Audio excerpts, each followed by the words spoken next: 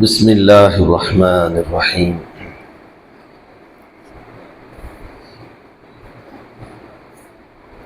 كانت عند سليم يتيمة وهي أنس رضي الله تعالى عنه.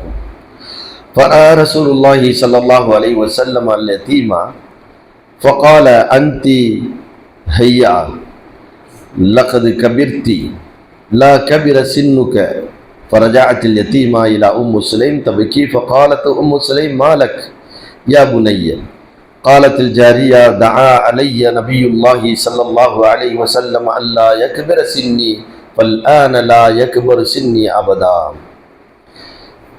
فخرجت سليم مستعجلة تلوت خمارها حتى لقيت رسول الله صلى الله عليه وسلم الحديث. சுலைம் ரலியல்லாஹு தஆலா அன்ஹா அவர்களிலிருந்து அறிவிக்கின்றார்கள், அவரிடத்திலே ஒரு அடிமை பெண் இருந்தால். இவர்கள் இந்த சுலைம் என்பவர்கள் அனஸ் அவருடைய தாயாராகும்.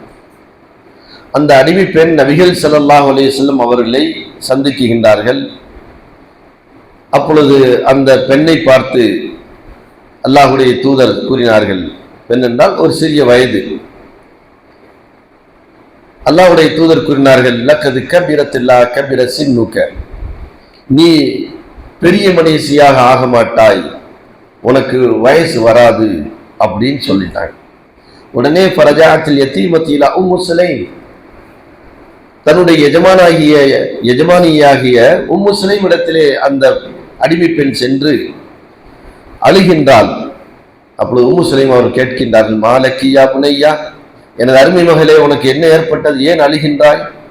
அப்பொழுது இந்த பெண்மணி கூறினாள், தஆ அலைய நபியுல்லாஹி ஸல்லல்லாஹு அலைஹி வஸல்லம் அல்லா யக்பர சின்னி, அல்லாஹ்வுடைய தூதர் எனக்கு இப்படி துஆ செய்து விட்டார்கள், நீ பெரிய மனுஷியாக ஆக மாட்டாய் என்று சொல்லிவிட்டார்கள். இதை நினைத்து நான் அழுகின்றேன் என்று.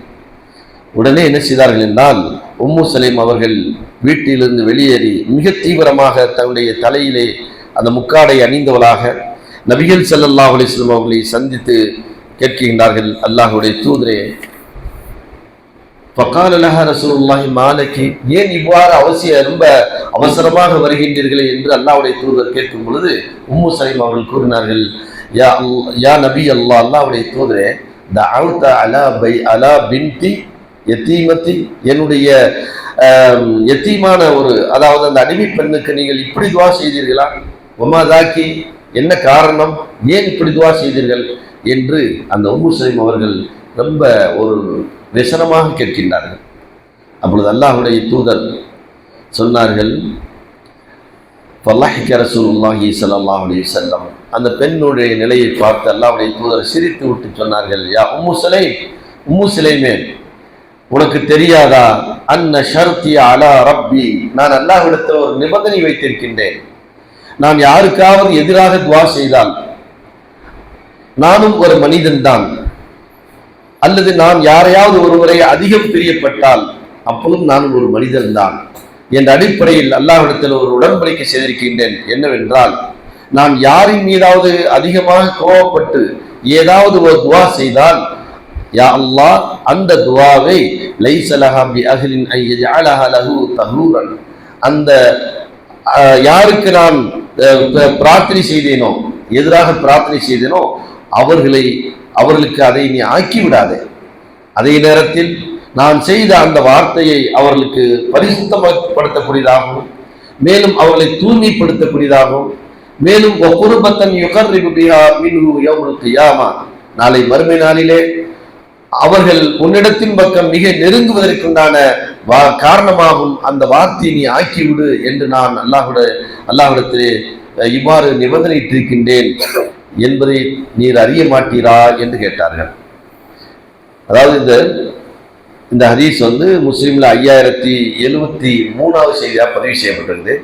இதற்கு முந்தைய செய்தியை நாம் பார்த்தோம், நபிகள் ஸல்லல்லாஹு அலைஹி வஸல்லம் அவர்கள் யாருக்கும் எதிராக என்ன செய்ய மாட்டார்கள், எதிரான பிரார்த்தனை பண்ண மாட்டார்கள். ஏனென்றால் நபி அவர்கள் அருக்குடையாக அனுப்பப்பட்டவர்கள். அர்ஸல்னாக இல்லா ரஹ்மத்தல் லில் ஆலமீன், அல்லாஹ்வுடைய தூதர் இந்த உலகத்துக்கு எப்படி வந்திருக்கிறாங்க, ரஹ்மத்தாக வந்திருக்கிறாங்க.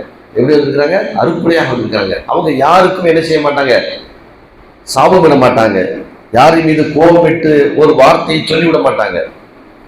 அப்பொழுது அல்லாஹ்வுடைய தூதர் இந்த மாதிரி ஒரு நிபந்தனை வைத்திருக்கின்றார்கள். ஏனென்றால் அவர்களே சொல்கிறார், நானும் ஒரு மனிதன் தான். சில நேரங்களில் நான் சந்தோஷமாக ஒருவருக்கு என்ன செய்வேன், அவருக்கு பிரார்த்தனை பண்ணுவேன். சில நேரங்களில் நான் கோபப்பட்டு விடுவேன், அவருக்கு எதிராக சில நேரங்கள் நான் பிரார்த்தனை பண்ணுவேன். நானும் ஒரு மனிதர் தான்.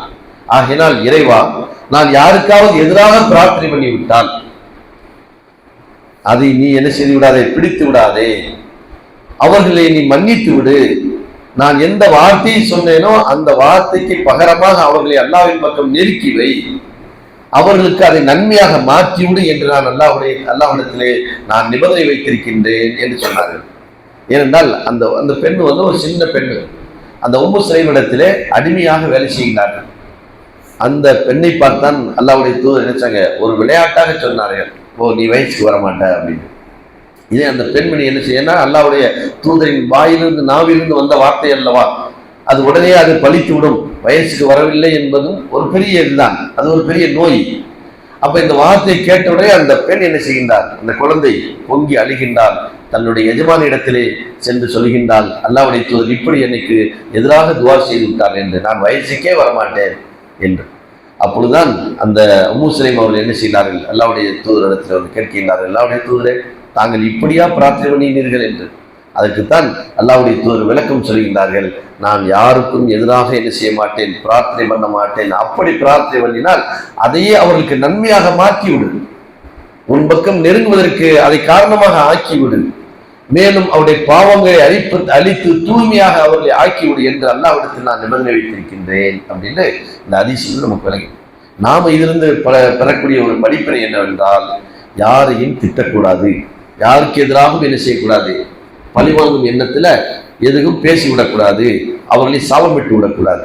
ஆனா அல்லாஹ்விடத்தில் நாம துவா செய்யணும், யாரையாவது யா அல்லாஹ் நான் திட்டிவிட்டால், யாரையாவது என்னுடைய கோபத்தினால் சில வார்த்தைகளை உதிர்த்து விட்டால், அதை நீ அவர்களுக்கு குற்றமாக, என்னை நீ குற்றம் பிடித்து விடாதே, அவர்களையும் குற்றம் பிடித்து விடாதே, இந்த சாபத்துக்கு அவர்கள் உரியவர்களாகவும் அவர்களை ஆக்கி விடாதே, அவர்களுக்கு நன்மையாக அதை மாற்றி விடு, அவருடைய பாவத்தை மன்னித்து விடு, நாளை மறுமையிலே உன் பக்கம் நெருங்குவதற்கு உண்டான காரணமாகவும் அதை ஆக்கிவிடு என்று நாமும் என்ன செய்யணும். சில நேரங்கள் மனிதர்கள் தான், அதுதான் அல்லாஹ்வுடைய தூதர் நானும் மனிதர் அப்படிங்கிற வார்த்தையின் மூலியமா நாம என்ன வழங்கின்றோம், மனிதன் என்ற அடிப்படையில் ஏதாவது கோபப்பட்டு சில வார்த்தையை சொல்லிவிட்டாலும் நாம் அல்லாஹ்விடத்தில் அவருக்காக பிரார்த்தனை பண்ண வேண்டும். இறைவா, அவருடைய பாவங்களை மன்னித்து விடு, நான் என் கோபத்தினால் நான் மனிதனின் அடிப்படையில் சில வார்த்தைகளை தவறாக சொல்லிவிட்டேன், அவருக்கு எதிராக சாபமிட்டு விட்டேன், ஆகையினால் அந்த சாபத்தை நீ பிடித்து விடாதே, அவர்களை மன்னித்து விடு, அவர்களை நாளை மறுமையிலே ஒரு பக்கம் நெருக்கி வைத்துக்கொள் என்று நாம் என்ன செய்யணும், பிரார்த்தனை புரிய வேண்டும் அப்படிங்கிற செய்தி இதிலிருந்து நாம் விளங்குகின்றோம். சுப்ஹானக அல்லாஹ் வ பிஹம்திக